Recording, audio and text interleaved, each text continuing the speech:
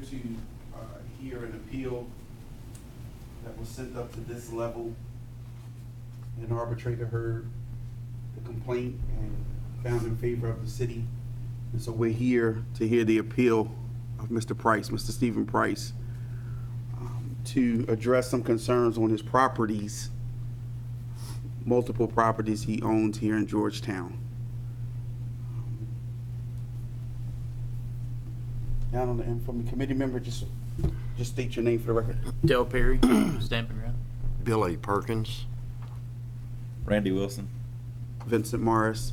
Chuck Goldberg. We will be representing the Code Enforcement Committee.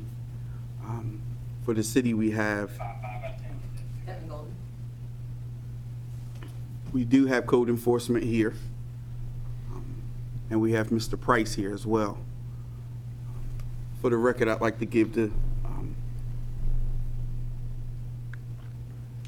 city a moment to kind of present their case, kind of where we are, and then we'll give Mr. Price an opportunity to speak as well. Morning, everyone. Good morning. So as Mr. Morris noted, the citations that are the subject of this appeal are 18-00224 through 00227, all of which were issued on May 1st, 2018, all resulting from the same violation of Georgetown Code of Ordinances Section 4-122, which incorporates the International Property Maintenance Code, which prohibits the presence of untended, rank, or unmanaged vegetation. So essentially, grass in excess of 10 inches is in violation of those sections and subject to code enforcement. Mr. Price contested these citations within the requisite 7-day period and was given a hearing date of June 21st, 2018, the hearing that is being appealed today. After hearing testimony and evidence from both Attorney Hartley and Mr. Price, hearing officer Ashley Moore issued her order, which I believe you all have received. I think Jordan sent to you her final order on June 27th, 2018. Her findings indicated that that the city met its burden of proving by substantial evidence that there was untended, rank, and unmanaged vegetation on all 4 properties, and kind of confirmed that those citations were legitimate and in violation of 4-122. Her order noted that Mr. Price fully remedy the violation within 5 calendar days to the satisfaction of the city. It authorized the city to abate the violations upon expiration of the 5 days and authorize future abatement of similar circumstances due to the recurring nature of these violations on his properties. As outlined in her final order and authorized under KRS Chapter 65, Mr. Price submitted his appeal on July 3rd, 2018, once again within the requisite period of time. As noted, KRS 65 does authorize these code enforcement board reviews to be on the record, meaning that there will be no more new evidence or testimony presented today.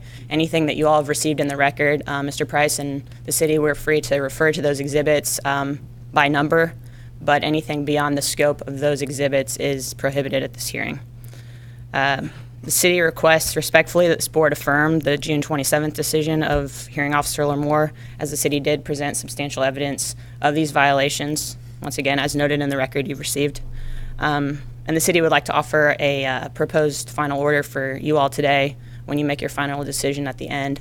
The only other thing I'd like to note is that as this meeting is subject to the Kentucky Open Meetings Act, all deliberations must be made aloud. I think, this is only the second hearing you all have had, a second appeal, but all deliberations must be made aloud for the record. If there's something that would require you to go into closed session, you would need to cite to that KRS section, which of course we can provide for you, and state the specific reason why you believe that you need to deliberate in closed session. Thank you. Thank you. At this time, I'd ask if the Code Enforcement Office has anything they would like to add. Okay. Mr. Price, you have an opportunity now to speak.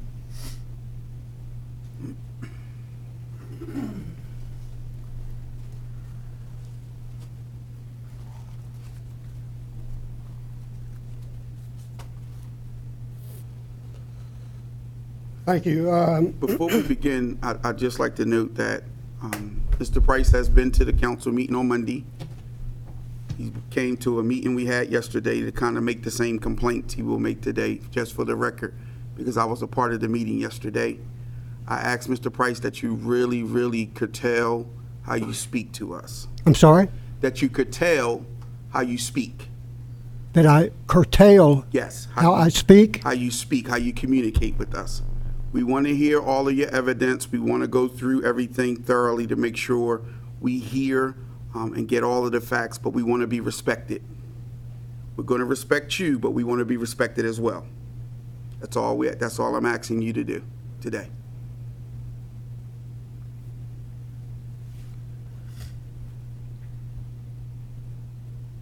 Thank you.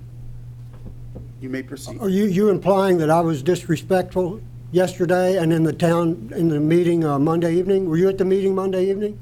I was not at the meeting Monday Wh- evening. wh- Why would you imply then that I was disrespectful to You the were town disrespectful council yesterday. on Monday evening? Because you were disrespectful yesterday, and I've received information about Monday's meeting. I was received disrespectful information about yesterday? meeting. Yes, sir. To Absolutely. whom was I disrespectful? To the committee that was sitting here. How so? Your language, how you speak, your accusations, calling people out of their names, that's disrespectful, Mr. Price. I used the word killer because your personnel came to my property and killed a bunch of vegetation. Is that the word you're talking about, killer? Is that the word you didn't like? I don't like your position now. I don't like your aggression. Yeah, but I'm sure you don't. I'm sure you don't like it because are you getting paid to sit there and tell me what to do? What difference does that make? What's that? What difference does that make? What difference does it make? You told me yesterday out there in the hall that your job is to make me do what you people want me to do. No, that's not what I said. What did you say then? I said the objective of us communicating with you was to get things that you needed from us and us to be able to communicate and get things from you. That's what I said to you. Yeah, to get that. But what you grew up in Philadelphia, Pennsylvania, right? What does that have to do with this hearing? What do you got to, what right do you have to come? Mr. Price, See, here we go. What's that? you will calm down. Here we go. You will be ejected from this hearing. You will respect this body, and you will address them politely, or you will leave, and you will forfeit your hearing. Do you understand? Do you understand? I'm speaking with him. Do you understand my directive to you? You will be polite and you will be respectful, or you will forfeit your right to this hearing. This man Do right you here. understand? This man, Attorney Do you Hartley. understand? I'm going to give you one more chance. Do you understand what I'm saying to you? I understand the English All right. language. You speak the English language, I speak the English You language. may be respectful to this body, or you may leave. You will be escorted. He raised the issue You of will be disrespect. escorted from this hearing. He raised No. did he not raise the issue of disrespect? He did, and you attacked him. Exactly. I would have never Proceed. responded if he had not Proceed. suggested that I was disrespectful. Please proceed with your testimony, or you may leave. Period.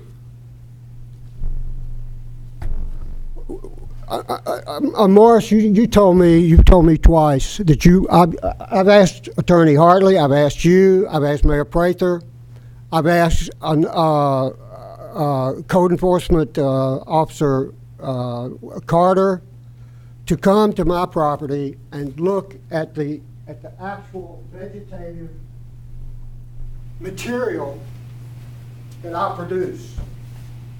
But you didn't show up, and I don't know why. You told me you had sickness in your family, and I had enough respect. You talking about respect? I had enough respect not to bother you with any phone calls or even to expect that you would show up. But the fact that you didn't show up, and the fact that you have refused to come and look, and the fact that Mayor Prather has refused to come and look, leaves me with this demonstration to show you. I'm that- gonna object. This is way outside the scope Of the hearing. of the hearing. If you have, if you'd like to talk to us about vegetation afterwards, but it's gotta be within the scope of the record on the lower decision. So it's gotta be within the confines of the record. So if you're gonna refer to an exhibit, can you refer to it as exhibit 1, 2? I think you had upwards of 20 exhibits in the hearing. Is that correct?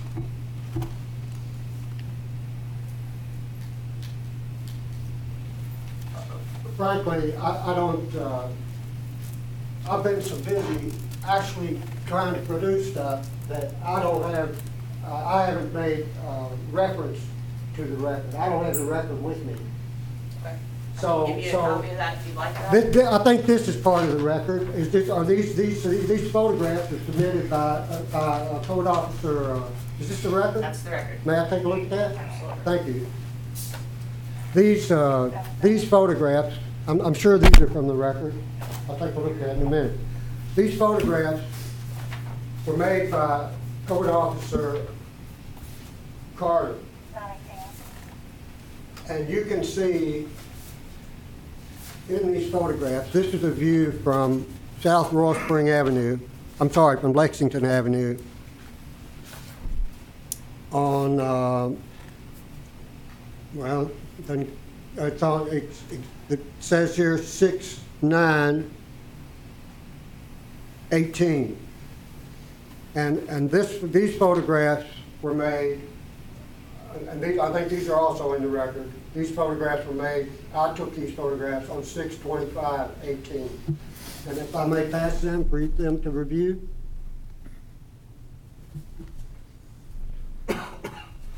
This is the same landscape, and you can see there that I have mowed.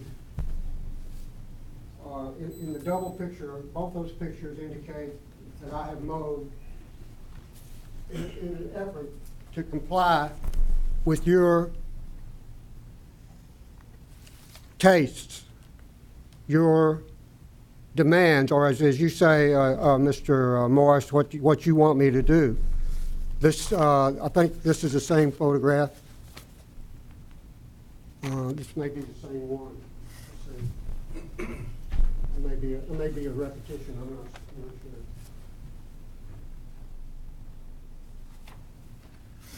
This photograph was taken by Carter, William Carter, on 5/1/18, and this one was taken on 6/20/18. And you can see here again that I have mowed. He took it in the rain. He said he took it in a car and it was raining, so the windshield had water on it. It's hard to see. But you can see there at the bottom that has been mowed. And I continue to mow it. As time allows, I have been mowing it off and on for ever since all summer long. And let me see if you say why would I want to mow it? This is a record. I'm pretty sure this photograph is a record. Let's see.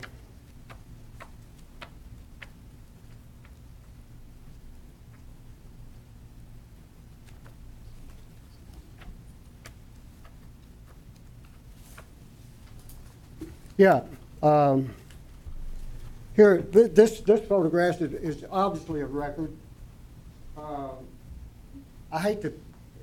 Would it disturb everything if I took this out? No, go ahead.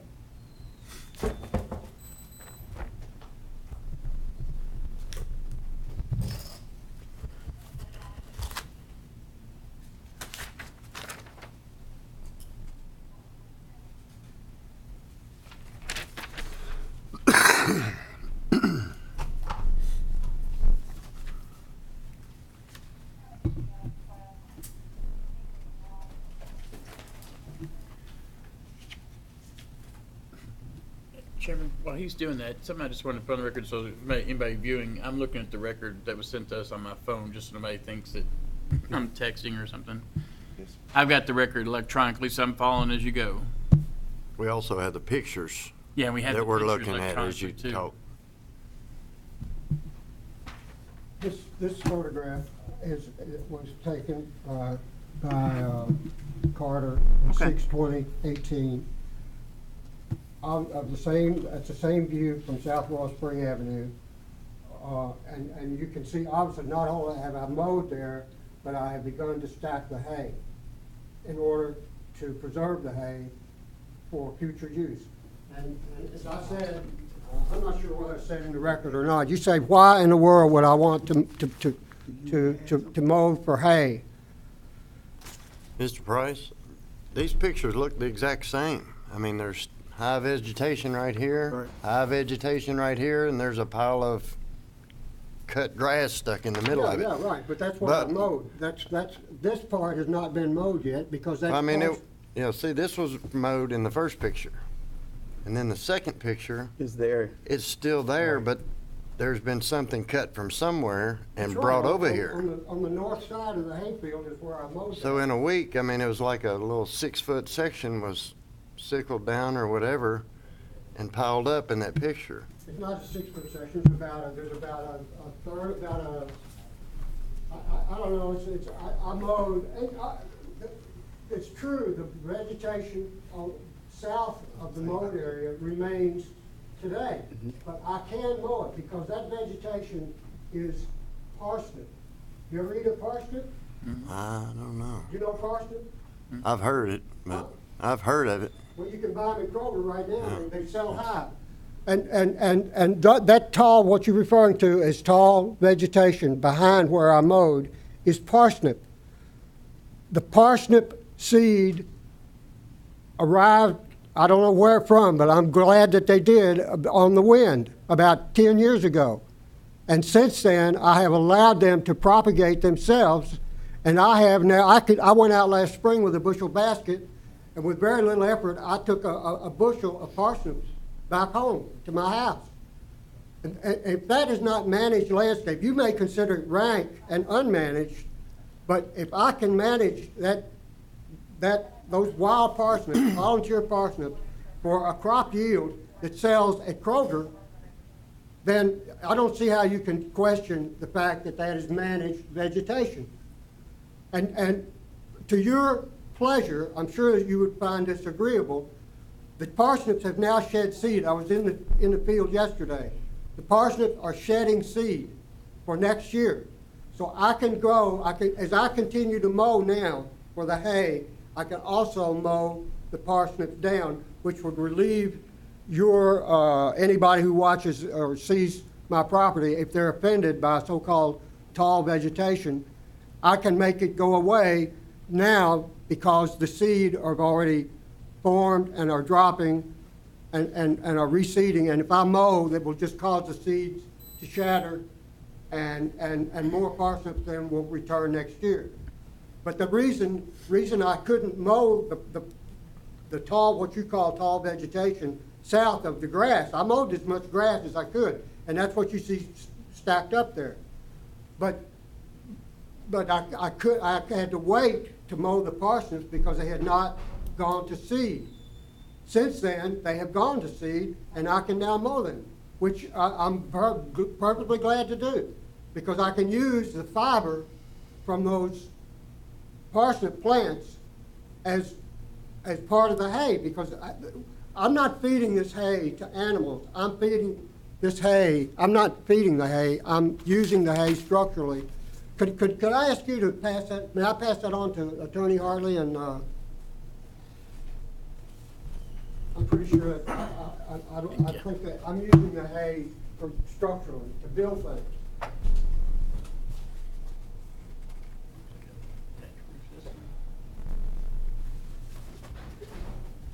Here's the same parsnip crop that you're talking about before I mowed anything. Mr. Price, if you don't mind, you just said to build things, you don't have livestock or anything like that in the city limits? No. But if I may, I don't know if I may digress from the record, but I have here, may I say something that, I don't know if it's a record or not, but could I refer to the Georgetown Police Department and refer, to a letter I have here to Policeman Bosse? If it's part of the record, you may, but if it's not part of the record, it can't be considered relevant.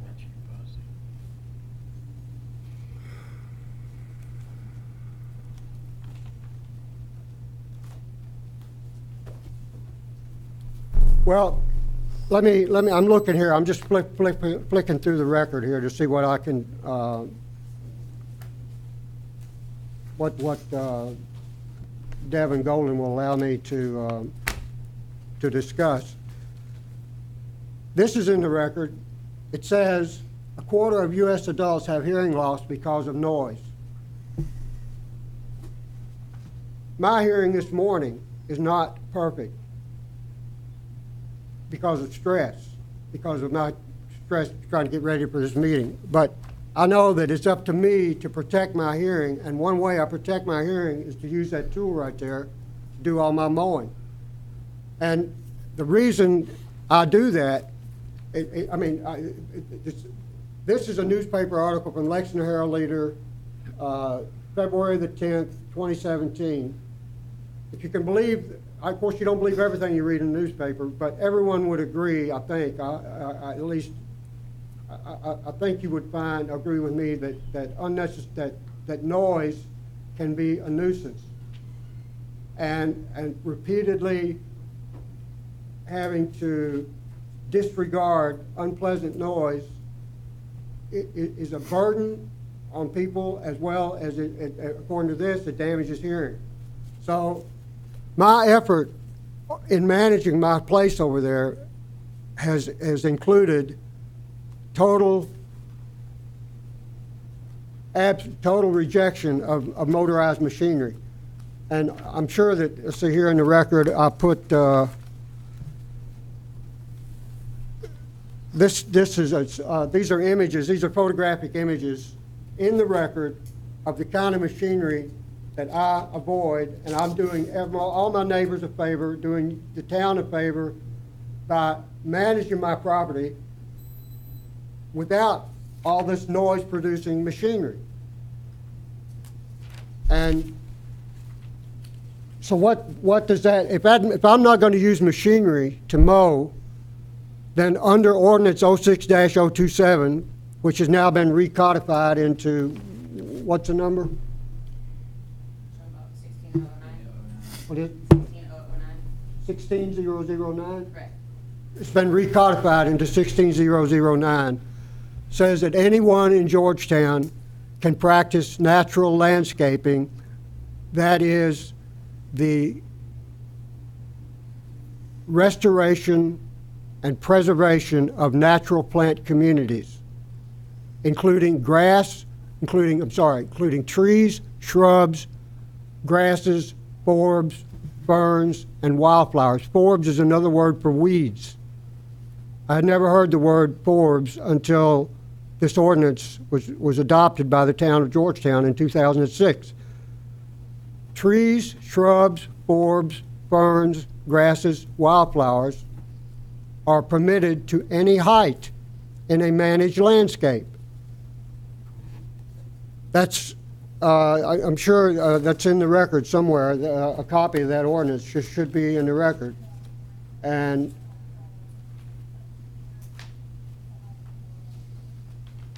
I relied on that ordinance. Let me say, I'm trained. I've been working. My grandmother was county jailer in Scott County for a while, and my grandfather was also county jailer.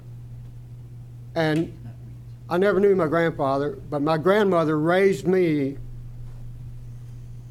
in crop work because she felt that all the inmates she had dealt with at the county jail could have avoided being there had they joined in the crop work that most people were doing back in the 1930s.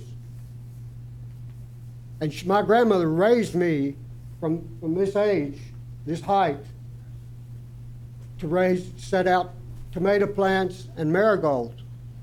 And she talked to me constantly about Luther Burbank and other horticulturists who were known in her generation for outstanding work in horticulture. She raised me to be a horticulturist. My grandmother did, and I've been working in horticulture ever since. So when I came to own property, the reason I wanted to own property was so that I could raise crops on it. But having worked in horticulture all my life, it didn't take me long to realize that the normal practice of mechanized crop work damages people's hearing. And it doesn't do as good a job. It doesn't, the machinery cannot do the work as well as somebody can do with hand tools. So I bought my place over in 1990, and I began to manage it with hand tools. But all around me, the neighbors were using power machinery, and that makes a lot of noise. And I wrote them letters. I complained to them politely, and I asked them, would you join me in managing your property the way I do, with hand tools as opposed to machinery? Well, they all resented my effort to what I feel like is improve the quality of life in our neighborhood by keeping it quiet. And those are the people I think that have filed all these complaints, which bring us here today. I'm not sure. I mean, I don't know. They've never told me that, but other people have. That my neighbors. As a matter of fact, last night I went home to mow my hay, and my neighbor has come on my property with weed killer and sprayed a bunch of what he considers weeds near our property line. And I'm going to ask the police to investigate it as criminal mischief. Furthermore, where I manage, my place is, I don't know if you know, it's over here on Clinton, between Clinton Street and Rucker Avenue. It's right, it's due south of the town spring, of Royal Spring. And the comprehensive plan, the new comprehensive plan, as well as all the old ones. Is that part of the record? No, I'm sorry.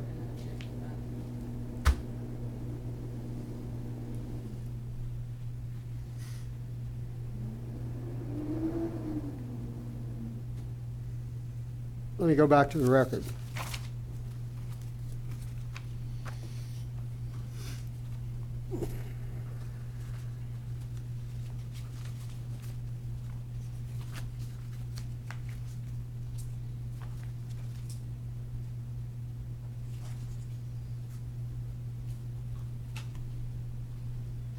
Here's something from the record. This is a postscript I wrote to Ashley Larmore, the hearing officer, whose order you're reviewing today.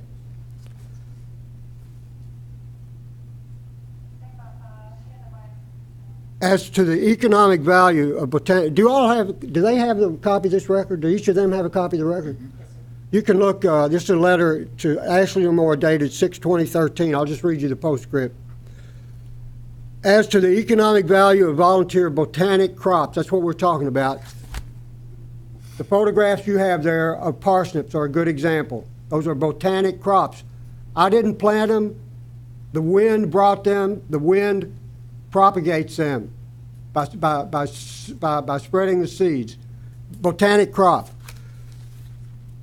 As to the economic value of volunteer botanic crops, I understand that someone has studied the history of the European city of Sarajevo, that during the Bosnian War of the mid-1990s endured years of siege and commercial isolation. You may recall the Bosnian War in the mid-1990s.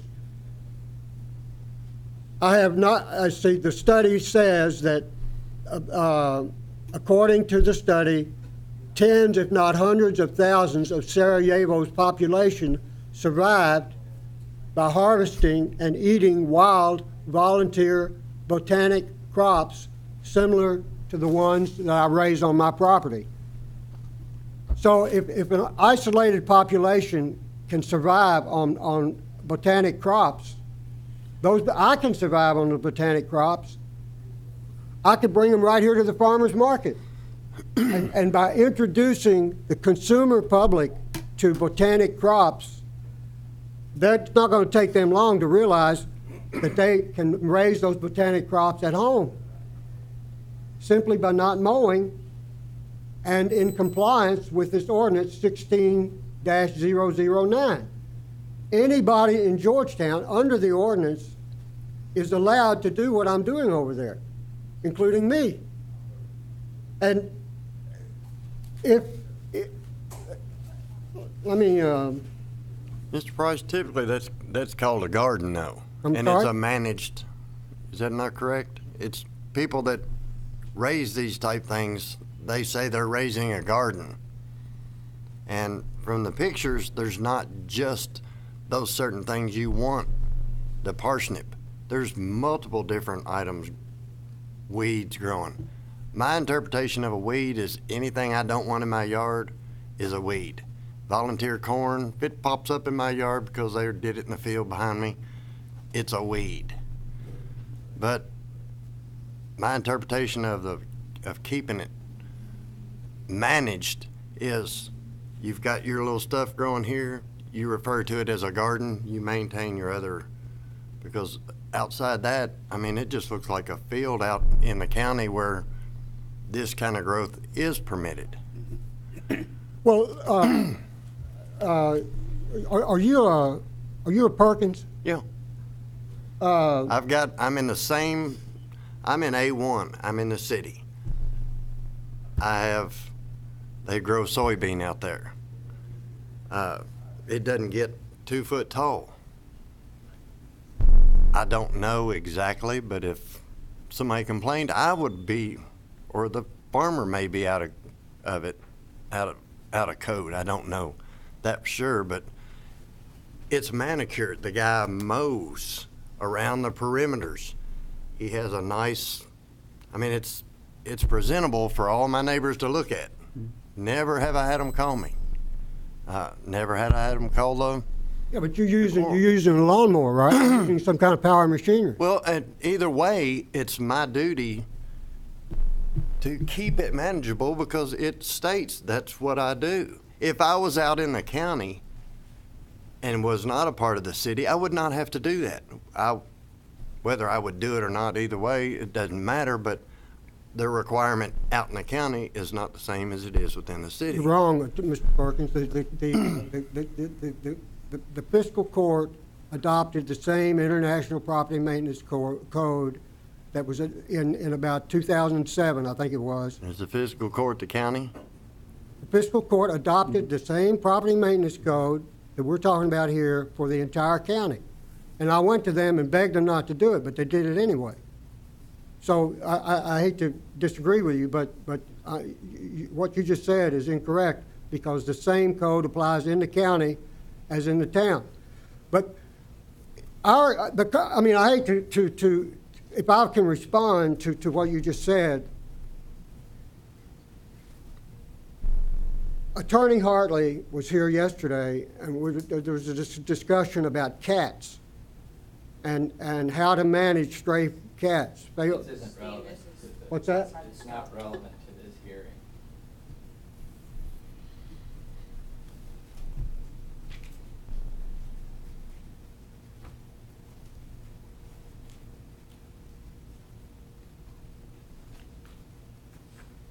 Berea, here's something from the record. Berea celebrates National Pollinator Week. That's the town of Berea, Kentucky.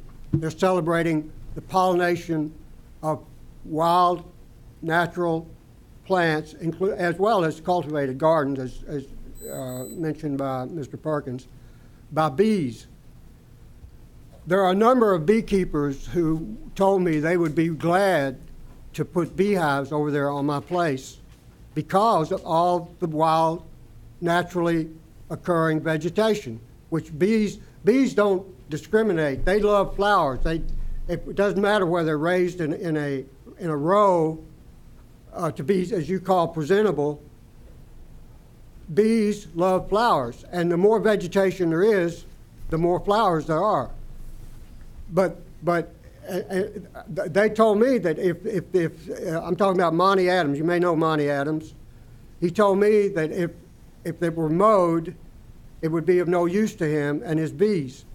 But if you all would not mow, and also he has another concern, I'll tell you too, and that's mosquitoes, spraying for mosquitoes and spraying of herbicides, like I found have been sprayed on my place just in the last couple of days.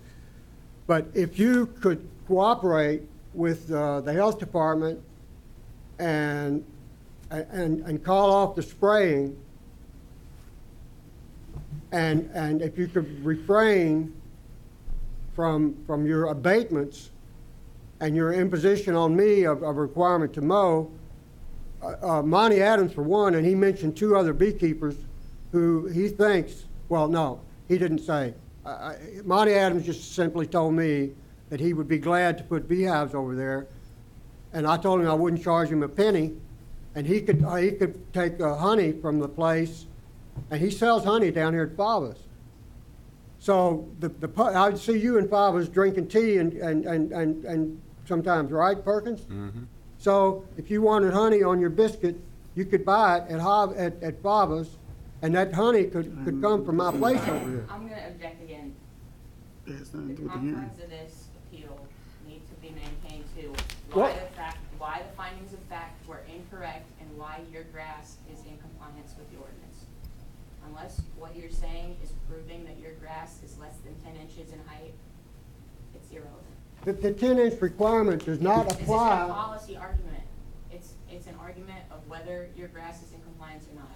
If you do not believe that the citation is correct and that your grass is in compliance, cite to the record why Ashley Lamore was incorrect in her findings, and that is all of this appeal is. I'll tell you why Ashley Lamore was incorrect in her findings. She said right here before she left, she was going to before we left the hearing, she said, I have the option to disregard anything I consider to be irrelevant. And she made no reference, I've got the order right here. She made no reference at all to anything that I had filed. And I think she suggested that's what she was going to do. She disregarded everything I filed as being irrelevant, and she rewarded Attorney Hartley's cleverness by invoking what he called a standing order. And when Attorney Hartley and I were talking out here in the hallway after the meeting, she went by and she smiled at Attorney Hartley, because she, being a lawyer, doesn't know anything about the outdoors. She had no respect for me in an effort to get you honey down there at Baba's so that you can have it on your biscuit. She doesn't have any respect for that or any understanding of that, but she, being a lawyer, rewarded Attorney Hartley for his cleverness in conceiving of a standing order that would preclude my ever appealing again for my rights to comply and to rely on Ordinance 16-009. So is your interpretation of this ordinance one that you can kind of just do your thing? I'm sorry, once Is again. your interpretation that, because you spoke about all of the people in the city and in the county being covered under this ordinance, is that right? The ordinance is in effect in the town and the county, that's Okay, right. so my question is, does that mean that every resident that lives inside of the city and lives in the county never has to, you believe it's okay that they never ever have to mow their grass, and that the grass can grow to however tall it wants, beside the safety issues that it presents, beside the fire hazards it presents? You believe that that should be the way it is in Georgetown? There are hazards associated with anything, man. But there are hazards associated with getting out there and raising a garden in the hot sun. You could have a heat stroke. I I asked you a question, Mr. Price. It's a yes or no answer. I'm just looking for yes or no.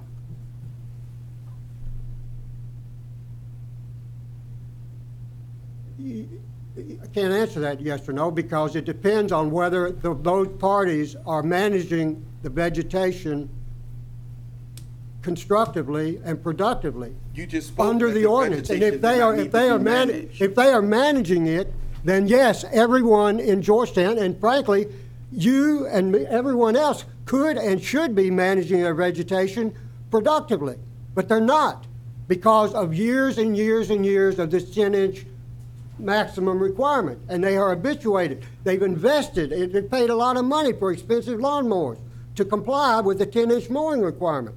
But if the answer is if they are managing their property for production or in compliance or in reliance upon the ordinance 16-009, the answer is yes. If they're just letting it grow out of negligence, the answer is no. Does that satisfy you? No, but, I mean, I respect your position. I don't disrespect Well, your you position. said you want a yes or no answer, right? And the ordinance clearly allows managed vegetation. So if they are managing it, the answer is yes. And if they're not managing it, I agree with you. Negligence, the hazard, if you consider grass to be a fire hazard, you could also look at it another way, Morris. Grass mitigates climate heat. And a lady came to my house the other day. My new neighbor moved in across the street from me. She came over and introduced herself. She came on my front porch. She said, "It's so cool here." And the reason is because of what you call weeds and unmanaged vegetation.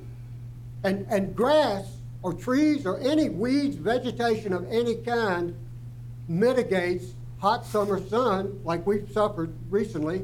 And in the wintertime, it breaks the wind. In all cases, vegetation mitigates climate nuisances, climate hazards. And so you spoke of what other hazards do you see in tall grass? You said the danger it presents. What is the danger? I just asked a question. You off somewhere else that has nothing to do with the hearing. The question was, do you think it's okay to allow every resident to have their grass grow out of control? That was the question. It's yes or no. Because that is what you keep stating. You keep stating that you want it to grow the way you want it to grow, which we believe under the ordinance and under the under normal conditions of living that it is unsafe. Why is it unsafe? That's It's what I'm not asking. manageable because it's not managed. Why is that? Well, why is that? It is managed. It Because isn't if I'm managed. managing it for the- From the pictures that you presented areas that you refused to touch. You refused to touch. You made the comment that you weren't going to cut them until you were ready to cut them. That tells me that's unmanaged, Mr. Price. That's what unmanaged means. You have children. That has nothing to do with this hearing. That has nothing to do with the You hearing. told me you got. It has nothing to do with the hearing. Anything I spoke to you about that's outside the purview of this hearing has nothing to do with the hearing. We're here to determine if you have followed the rules and the regulations according to what has been laid out before you. I have followed the rules and regulations provided by the ordinance 16-009, which was preceded by ordinance 06-027. Yes, I have complied. Mr. Price, either you or the attorneys, does anybody have a copy of the 16009? It's mentioned in the order, but it's not in our 107 pages of documents. It should be in the exhibit. I've read it last night and I've just searched again. I don't see it. You don't see what? 16009. You keep referencing. You've referenced it in two different ways. I read it in the orders. It's an enforcement statute. I've got a copy of it here. If you'd let me show it to you. Unless you know the page, and I'll skim to it. But I keep hearing it in different uses, and I'm like, doesn't make sense. Yeah, the updated code. I mean, I haven't, I mean, Yeah, Yeah. it said it was as amended. Yeah. right. For the Thank you. record, there are no changes between. Was an amendment to it. 027 and 16009. It's just simply recodifying that same ordinance. Gotcha. Sorry, Mr. Price. Well, then, if that be the case, then the 10-inch mowing requirement that was repealed by ordinance 06-027 is repealed in 16-009. Ordinance 06-027 clearly says in the first paragraph that the former 10-inch mowing, that vegetation formerly limited to 10 inches in height, that requirement is hereby repealed. Your brother drafted the ordinance. Charlie drafted the ordinance in 2006. And the first paragraph says the 10-inch mowing requirement is hereby repealed. Attorney Harley says that ordinance 16-009 is exactly the same. Therefore, 16-009 repeals the 10-inch mowing requirement. I think if you look in there, you'll find that Attorney Hartley's wrong, because when I read 16-009, it did not include the repeal. But the repeal is very obviously in the first paragraph of ordinance 06-027. The sole question for this appeal, Mr. Price, is whether you are managing the vegetation according to the terms of that ordinance. Period. The hearing officer determined the city provided substantial evidence that you are not managing your property as a whole. That is the sole question before this body today. Well, I'm gonna ask- Whether there was substantial evidence on the record that you are not managing your property. That's your opinion. I'm It gonna is ask also you, the opinion of I'm the gonna- hearing officer. I'm sorry? It was also the opinion of the hearing officer.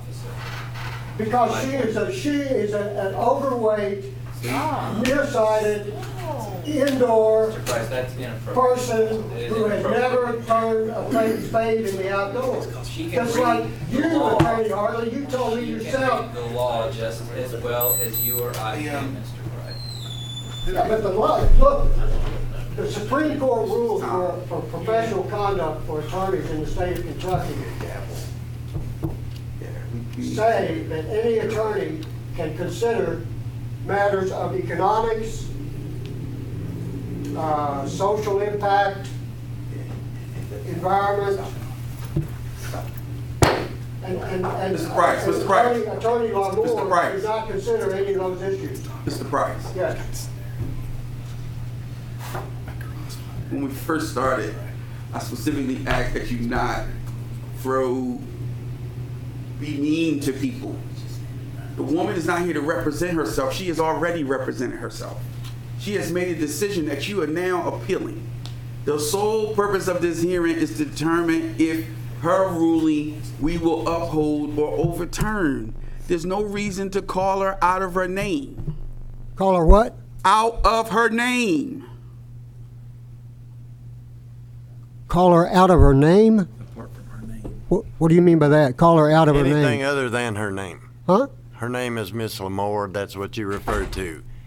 He mentioned be respectful. You are not being respectful. You called her overweight. I don't have Her- any respect for people that are overweight, man, All right, because I work that's it. hard. Nice to I meet don't you. get Can we overweight end the because I meeting? work That's it. hard.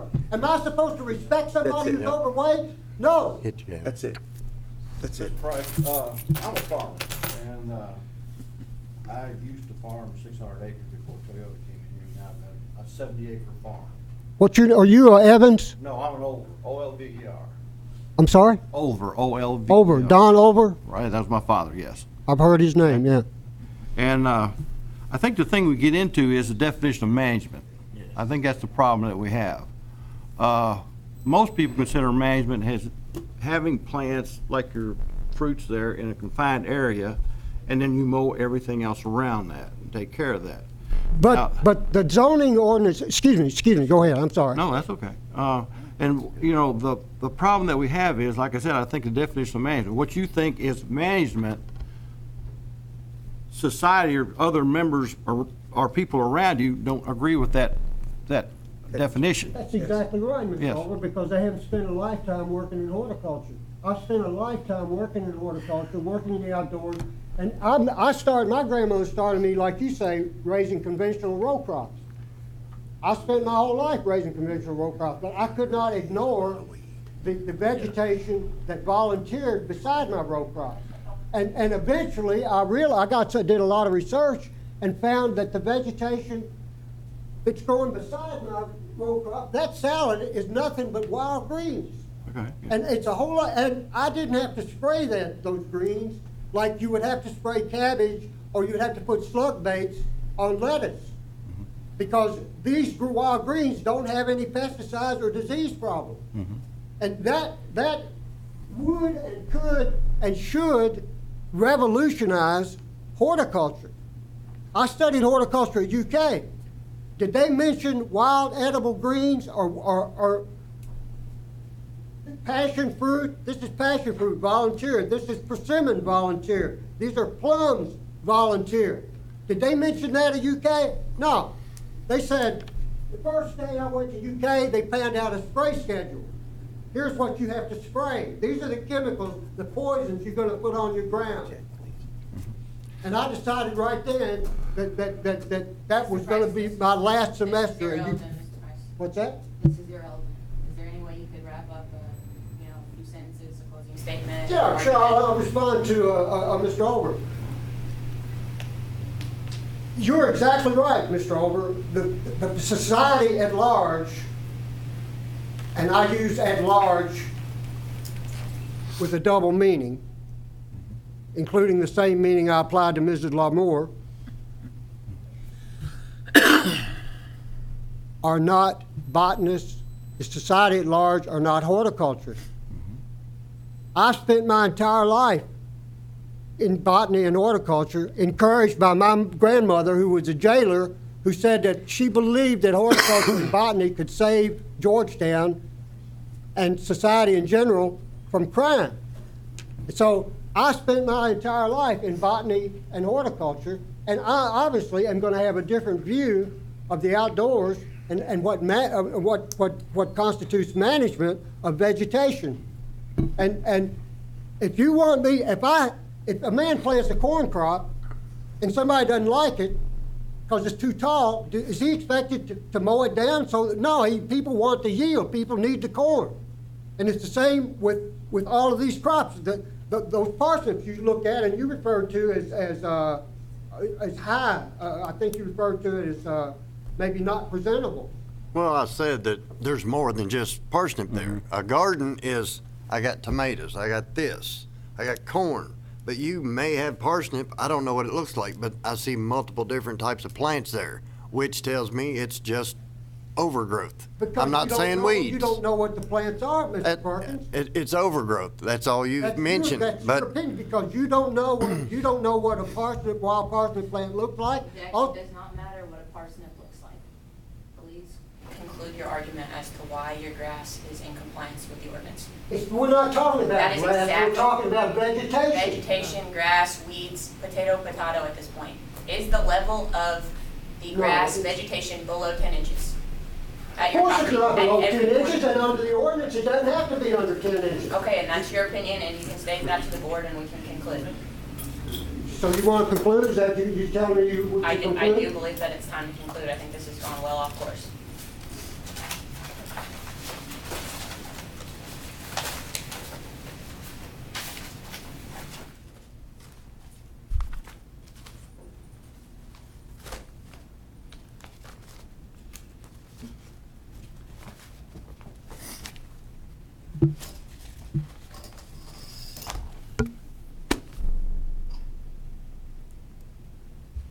I get a 2-minute response to a couple things.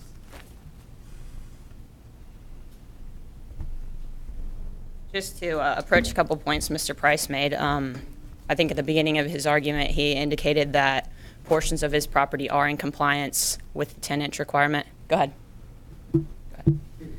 Are in compliance with the 10-inch requirement, and that is great, but where one portion of a property is non-compliant, the entire property is considered non-compliant, so that is irrelevant. As to the issue of the county, just more for the board's edification, the distinction there is, yes, code enforcement does work in the county, and they do enforce the ordinance in the county. Having said that, the distinction is the zoning. So those properties are agriculturally zoned, which provides them a lot more liberty as far as, the grass level and the vegetation. And then lastly, to the point that Hearing Officer Larmore did not include the exhibits in her findings of fact, while this is an administrative hearing, her hearing is administrative in nature, just as in a judicial proceeding, she's not required to accept all evidence presented. One of the most paramount reasons why evidence is thrown out in an actual trial is relevancy. So if she considers it irrelevant, she's not required to take it into consideration at all, let alone include it in her written findings of fact. Thank you. May I respond to what you just said? Absolutely. Can I ask you one question? Yes. I just want to know the contradiction between the 10-inch rule and the 1609. I guess I'm still confused on why there is this contradiction of what he's presenting as a contradiction that 1609 says you can grow above 10 inches and the ordinance says you can't. 1609 is recodification is the right word, I guess, but it's, ordinances are amended. So essentially, where 16009 might differ in some ways, actually recently we amended the code enforcement ordinance to change penalty structure. For example, penalties were getting a little egregious. So while 16009 is essentially the same ordinance, it is considered to preempt anything prior to, and it does state the 10-inch requirement, and it adopts the International Property Maintenance Code, more importantly, which So 1609 does have the 10-inch. correct. It's right there. Okay, thank you. Correct.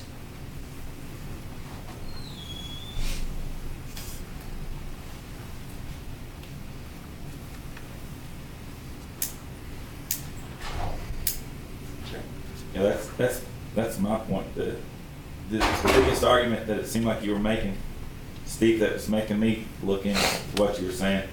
It clearly says the conventional yard, however, will not constitute a violation of this section unless the height of the yard exceeds 10 inches. So it clearly says that if you're over 10 inches, that you're in violation of even the 1609. That's a conventional yard. What's your name, I'm sorry? Randy Wilson. It's at the conventional yard. I do not claim to be managing my place for a conventional yard. It's not a conventional yard. Has it been rezoned? Has it been what? Have you guys given any kind of substitute designation for his yard? No, sir. Does it do what? Has it been rezoned? No, it hasn't been rezoned, but I'm working on that. As a matter of fact, Attorney Hartley suggested out here in the hallway last when we had this last meeting that I seek to get it rezoned, and I've already written him to that I'm working on that. He also suggested that I turn the land over to a land trust, and of people who have an interest in promoting horticulture and botany, and I have already written letters to a half a dozen people here, or almost a dozen people in Scott County and Lexington who have that interest. So I'm trying to work on the basis of Attorney Hartley's suggestion that we create and if you look at the current, may I respond to what you just said? That's up to the board. That's up to the board. May I respond to what she just said? Only to what she said. Not anything else, Mr. Price, just that, please.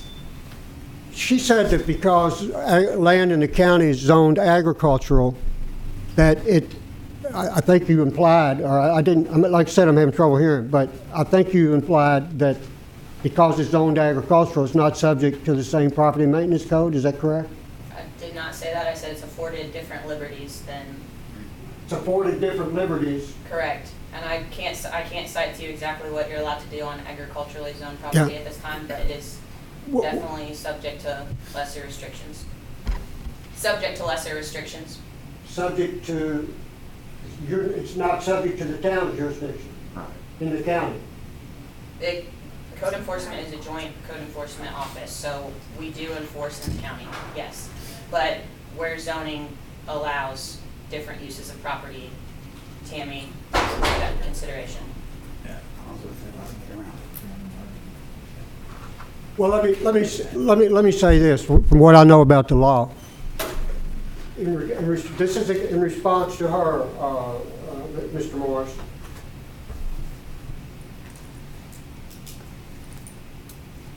KRS 413.072. I wish you would look it up. If you have that electronic capability, you can look it up, or look it up when you go to the library.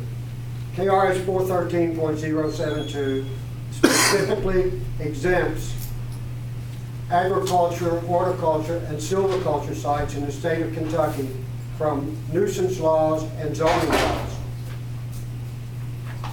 That's KRS 413.072. My place over there is obviously a horticulture site. Jack, it's not up to this board to determine whether your property qualifies as a horticulture operation. He told me that I could respond to what you said. That's fine, and you're responding outside the confines of this hearing, or this appeal, pardon me.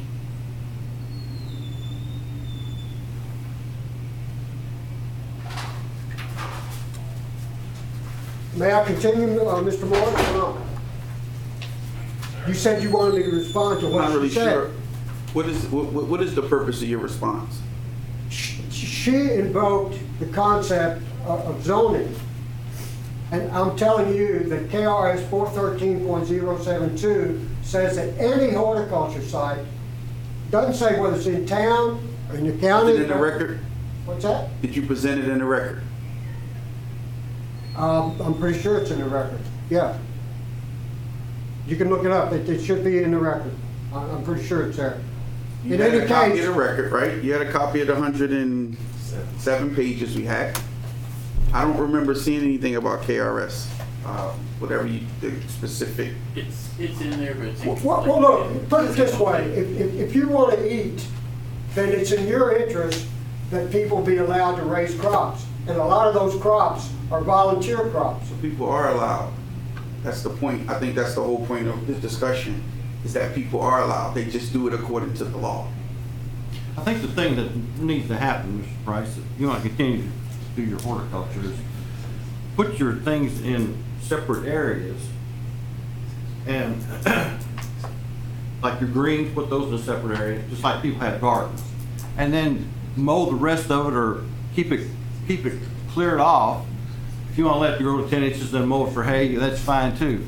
But I think the problem that we've run into is that you're in the city limits and you're therefore up to their laws and jurisdiction, and that's what. I'm telling you, if you look at KRS 413.072, it specifically exempts all horticulture, silviculture, and agriculture sites in the state of Kentucky. No distinction whether it be in the town or the county. Mr. All right, Price, that's not correct. I'm looking at this right now, and it says, as a result your operations may be forced to cease, or it says still in compliant with nuisance suits.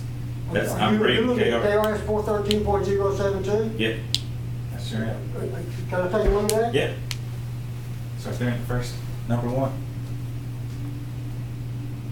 Is declared policy to concern on the KRS 413.072, all right? And what did you just read? Right here where it's talking about under the nuisance suits, subject of nuisance suits or legal action restricting agriculture. As a result, and then it also says down here that the investment of the farm and timber may be discouraged, so that you're allowed to be told you can't do that. No, but if you look at item 2, please. Item 2, just right there below. What does it say? No agricultural or silviculture operation or any of its appurtenance shall be or become a nuisance or trespass, private or public, or be in violation of any zoning ordinance, or be the subject of any ordinance that would restrict the right of the operator of the agricultural or silviculture operation to utilize normal and accepted practices by any changed conditions in or about the locality thereof after the same has been in operation for a year. The provisions of the subsection, let's see. Went out. That's the point I'm trying to make. It says it shall not be in violation. It should not be. You should not violate You shall not codes. be. Means It's not you saying should that. not, It's the code It's not department. exempting. It's not exempting. It's not exempting the law. It's saying to you that you shall not be in direct violation of the code. No, it says that it should show that what it says, it's somewhere in there. You're picking and choosing which line you want to go. Well, of course I am. It's interpretation, just like the Bible is. To exempt people who have the courage and the what do you want to call it, the gumption to get out there and raise crops. And to exempt them from the people who want to sit around and tell them how to do it, like you. I think the problem we're running into is that, it'd be like me having a yard, and I have a walnut tree grow up in the middle of my yard. And I decide I'm not gonna mow my grass because I'm getting walnuts off the walnut tree. Okay? You still have all this area that is waste, okay? It's not wasted if I can raise parsnips on it, or persimmons, All right, or take- blackberries, or raspberries. Take those and put them in a bed, in a garden. Put those in a bed or a garden. I understand. Then you got control of that, and then take care of the rest of your property. You can transfer Look, let those. me tell you, Mr. Olver. Yes, sir. You can come over there and do that if you want to. I've got a lot of labor to do, and for you to tell me that I have to raise parsnips in rows when the wind will propagate it naturally without all that labor, I'm not gonna sow parsnips in rows when all I have to do is not mow them down. The same way with persimmons, the same way with blackberries, the same way with raspberries, the same way with passion fruit. Okay, object. I I think- don't want to curtail any arguments or questions asked by members of the board because you all are running this proceeding, but I'll say it one more time. Has nothing to do with what we're talking about. If you want a policy argument, you're free to go to Frankfurt and argue that KRS citation that you just noted is wrong. You're free to do that. It's totally in your prerogative. This hearing is whether you are in compliance with City of Georgetown Code Ordinances 16-009, 4-122. Which repeals the 10-inch mowing requirement, as Attorney Hartman It does just not. We said. already just established that it doesn't. 10-inch requirement is legitimate. You are in That's excess in of a 10 inches. conventional law. Make And the Mr. concluding Wilson, argument I'm that gonna- you, based on the record, are in compliance. Cite to the record exhibits and say why you're in compliance and be finished, please. Right. We're way outside, we are way outside the. It's time to wrap up. purpose. Time to wrap up. Do you want to offer a closing argument?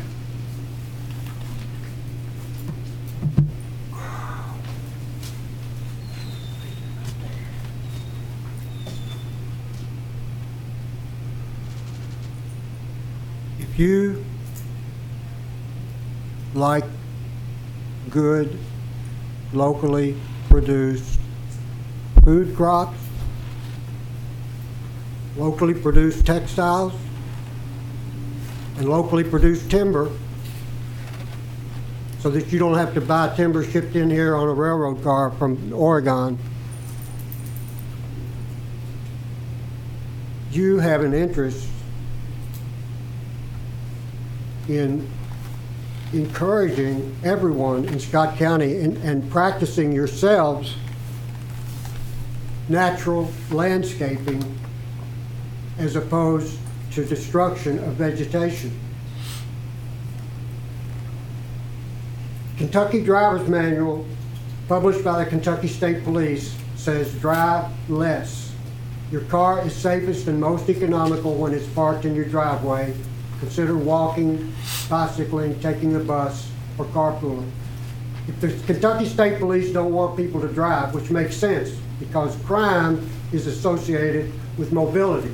Object, this is not relevant. Okay, Just good. talk about the Okay. vegetation, please. Then also you can look at,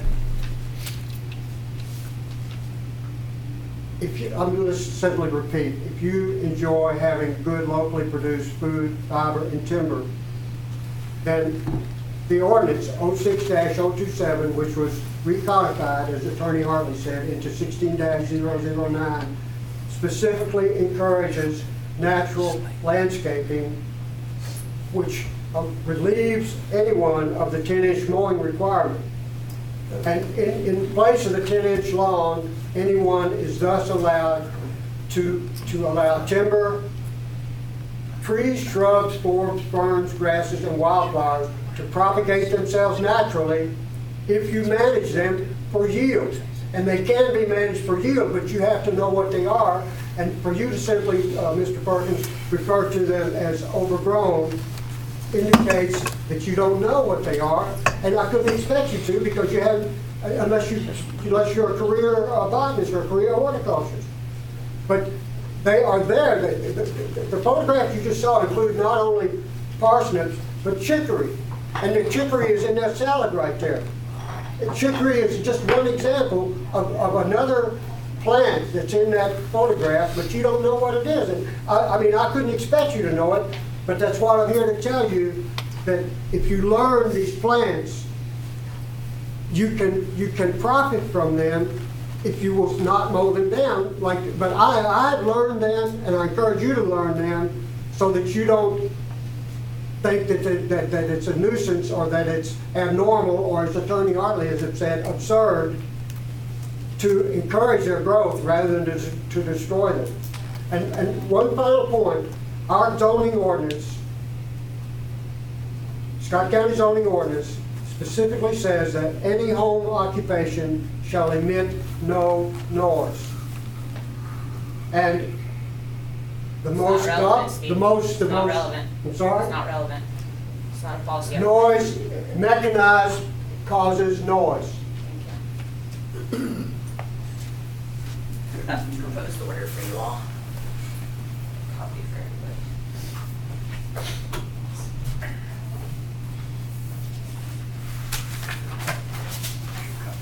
Thank you for that. You'd like to keep it, actually, you can. No, it's exactly like the one that was there.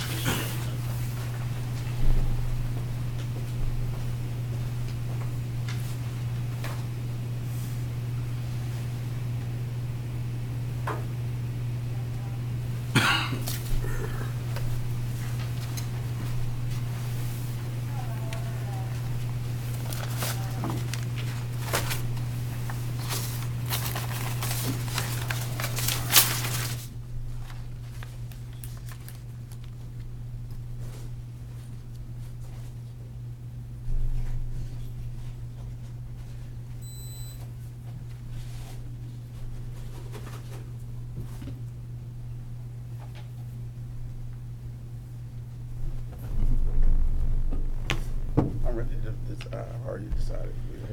I agree. Speak up. Yeah, we agree. The board unanimously agrees with this final order.